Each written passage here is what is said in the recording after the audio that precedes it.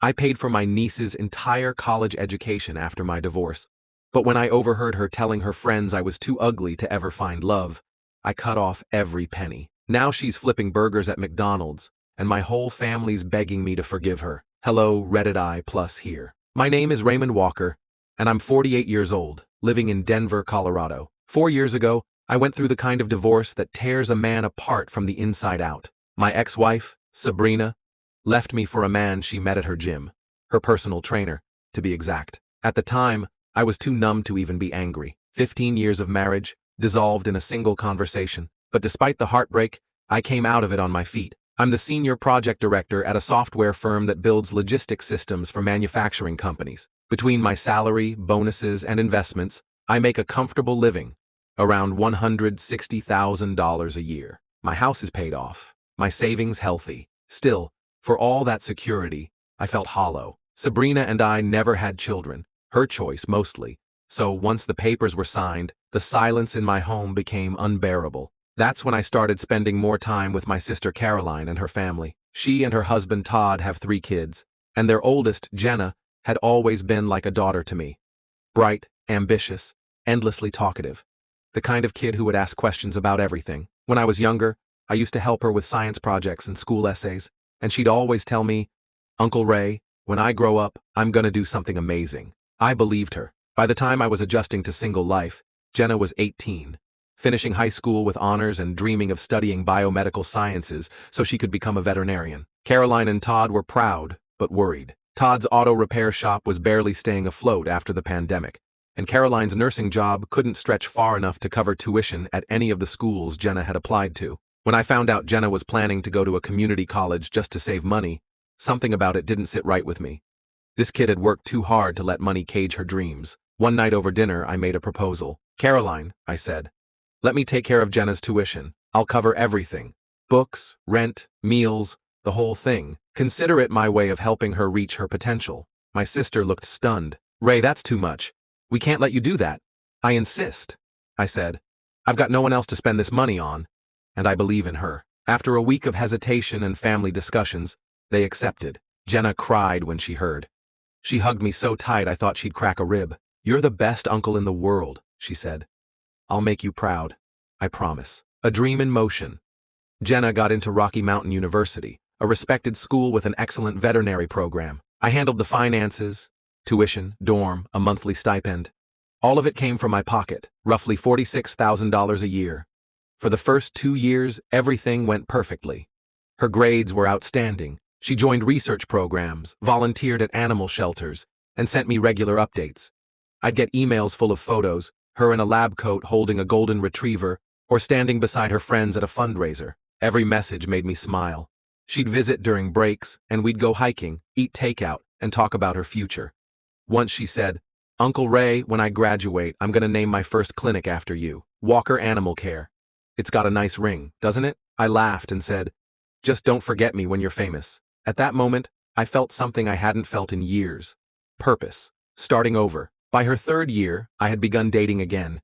Being almost 50 and single wasn't exactly a confidence booster, but I was trying. I joined dating apps, went on awkward coffee dates, and listened to friends give advice like, "You just need a hobby, take a cooking class or something." To be honest, I wasn't doing great. I was self-conscious about my thinning hair and the extra weight I'd gained since my divorce.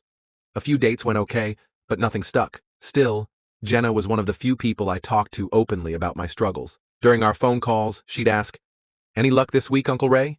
And I'd laugh it off. She'd tell me not to give up, that someone out there would appreciate a good man, or so I thought. 3 months ago, on a whim, I decided to surprise her with dinner. She'd sounded stressed during our last chat, talking about applications, exams, and sleepless nights. I thought a nice meal would cheer her up. It was a Friday evening when I arrived at her off-campus apartment. I knocked a few times but got no answer. I heard laughter inside, familiar voices, hers among them. So I figured she was hanging out with friends. I still had a spare key from when she first moved in, just in case of emergencies. I unlocked the door quietly and stepped inside, planning to call out and surprise her. Then I heard it, her voice. "Seriously," she was saying between giggles. "My uncle's sweet, but he's hopeless. I mean, no woman's gonna date him.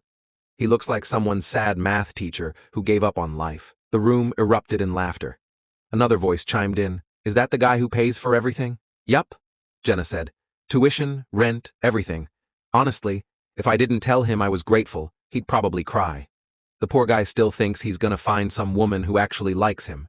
Please, he's, like, too old, too plain, and way too soft. Women want confidence, not some guy who apologizes for existing. They laughed again.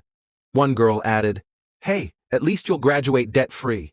Maybe you should help him find someone. Jenna snorted. What am I supposed to do? Set him up with one of my professors? I'd have to warn her first that he's, like, allergic to fashion and self-esteem. I froze. Every word cut deeper than the last. This was the girl I had treated like my own child. The one whose future I'd built from my savings. Mocking me as if I were some pathetic fool. I stayed just long enough to make sure I wasn't misunderstanding. But no, she kept going. She told her friends how I'd confided about my dating failures. How he tries so hard to sound confident, and how she had to pretend to care whenever I called. When I finally backed out the door, my hands were shaking. I made it to my car before the tears came. That weekend, I didn't speak to anyone. I sat in my study, staring at the ceiling, replaying every conversation I'd ever had with her. Every, thank you, every, you're the best uncle ever. It all felt like a lie. By Monday, my mind was made up. I called the university's financial office and withdrew my sponsorship immediately. I stopped every automatic payment, every allowance transfer, every tuition installment. Then I sent her a short, polite email. Jenna, due to some changes in my situation, I'll no longer be able to fund your education. You'll need to make alternate arrangements moving forward. I wish you the best. That was it. No explanation. No confrontation. 2 days later, my phone exploded. Caroline called repeatedly, leaving messages. Ray, what happened? Jenna says her funding disappeared. Are you okay? Please call me. I ignored them at first. Eventually, I replied with one sentence. Ask Jenna why. Word spread fast. My family begged me to reconsider. Todd even drove to my house, trying to talk sense into me. Ray? He said. She's just a kid. She said some stupid things. Don't ruin her future over it. She's not a kid, I replied quietly. She's 21 years old enough to know that mocking the person who believes in you is wrong. Caroline cried when I told her what I'd heard. She apologized over and over, but I could tell part of her still wanted me to forgive Jenna, to fix things. But I couldn't. Not this time. A month later, I found out Jenna had dropped out of school because she couldn't afford tuition. She was now working part-time at McDonald's to pay rent while reapplying for student loans. People in my family called me heartless. My mother said, You're holding a grudge. Be the bigger man. Maybe I am holding a grudge, but I spent nearly $135,000 helping someone who saw me as nothing more than a walking wallet. I've learned something through all this. Generosity without respect isn't kindness. It's self-deception. I don't hate Jenna. I truly don't. But I'll never forget what she said, because words, once spoken, can't be taken back. It's been almost 6 months since I cut off her funding. She hasn't called. Not once. Caroline tells me Jenna regrets everything. But until she reaches out herself, not through others, not through guilt trips, I'm done. Sometimes the people you help most are the ones who remind you why boundaries matter. And while I may have lost a niece that night, I regained something else. My self-respect. It had been 9 months since I'd cut off Jenna's funding. 9 months since the night I sat alone in my car, listening to the echo of her laughter replaying in my mind. In that time, my life had gone quiet again. I focused on work, took long evening walks, and learned to cook properly. Something I'd always relied on takeout for. I didn't date anymore. Didn't see the point. The funny thing about peace is that it feels strange after chaos. I'd gotten used to silence again, used to being alone, used to having no one depending on me, and no one I needed to rescue. Then one Friday night, around 9:30 p.m., there was a knock at my front door. When I opened it, there she was, Jenna. She looked smaller than I remembered. Her hair, once neatly straightened and shining, was tied into a messy bun. The confident posture she'd always carried was gone, replaced by something fragile, a kind of humility I'd never seen in her before. Uncle Ray, she whispered. Can I come in? For a moment, I didn't say a word.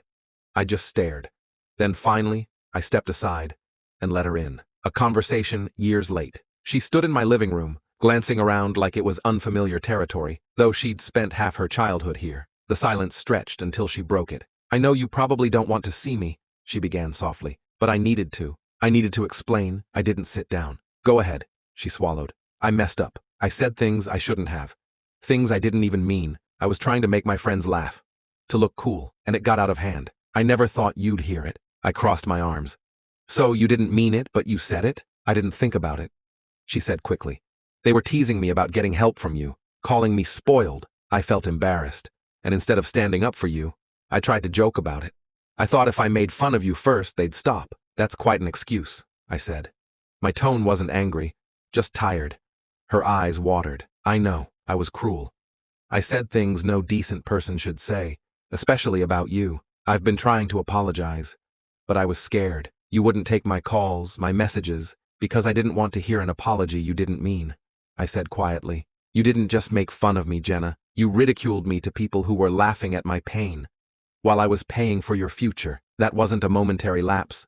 That was who you were choosing to be. She wiped her eyes, trembling. You're right. You have every reason to hate me, but I want you to know what happened after you stopped helping me. Her voice cracked as she continued. When the payments stopped, I couldn't cover tuition. I lost my apartment 2 months later. Mom and Dad helped a little, but they couldn't afford much. I took a job at McDonald's, part-time at first, then full-time when I had to drop out. She looked at me then, really looked. Uncle Ray, I've never felt more ashamed in my life. I used to walk past customers who'd been at my university, people I studied with, and they'd barely recognize me. I wanted to call you every day, but I couldn't even form the words. I knew I didn't deserve your help again. The sincerity in her voice caught me off guard. For the first time, I saw not a spoiled college kid, but a young woman who had learned how cruel the world could be when the safety net disappeared. I let out a long breath. So why now? I asked. Why come here after all this time? She hesitated. Because I've been accepted into a community veterinary program that starts next semester. It's not the same school, but it's something. I wanted to tell you I'm doing it on my own this time. No loans, no help. I just wanted you to know. There was a long silence between us. I didn't come here to ask for money, she added quickly. I just came to say I'm sorry, really sorry, and that I understand why you did what you did. I wish I could take those words back, but I can't. So, I'll spend the rest of my life making sure you know I meant what I said when I was younger, that I wanted to make you proud. For a long time, I couldn't speak. I walked to the window and stared at the dark outline of the mountains beyond my backyard. I believed in you, I finally said. You were like my own kid. I would have given you anything. Not because you asked, but because I wanted to see you succeed. Hearing those words from you, I stopped, swallowing hard. It broke something in me. Jenna nodded, tears streaming silently. I don't expect you to forgive me, she said, voice trembling. But if you ever can, I'd like the chance to earn it. She turned to leave, wiping her face with the back of her hand. Jenna, I said suddenly. She froze in the doorway. Sit down, I said. You haven't eaten, have you? She shook her head, startled. I went into the kitchen and heated some leftover pasta. We sat at the table in silence for a few minutes. She ate quietly, like someone afraid to disturb the peace. When she was done, I said, You can stay in the guest room tonight if you need to. It's cold out. Her eyes widened. You mean it? I nodded, but this doesn't erase anything. We're not the same people we were before. If you want to rebuild trust, that'll take time. And honesty. She smiled faintly through her tears. I'll take that deal. A new beginning. Over the next few months, Jenna kept her word. She found a small apartment, worked 2 jobs, and took evening classes. Sometimes she'd stop by on weekends, not to ask for help, but just to visit. She'd bring groceries, cook dinner, and tell me about her classes, her new friends, and how different it felt to be earning her own way. Slowly, the bitterness I'd been holding on to began to fade. One evening, as we washed dishes side by side, she said quietly, You know, Uncle Ray, you were right to cut me off. If you hadn't, I never would have grown up. I would have kept thinking the world owed me something. That's not who I want to be anymore. I looked at her, realizing something had changed. She wasn't the same girl I'd once seen laughing with her friends. She was stronger, wiser, and though part of me would always remember that night I overheard her betrayal, another part of me, the part that still cared deeply, finally started to forgive. A year later, Jenna graduated from her community veterinary program. I was there, sitting in the front row, clapping until my hands hurt. After the ceremony, she walked over, hugged me tight and whispered, You still made this possible.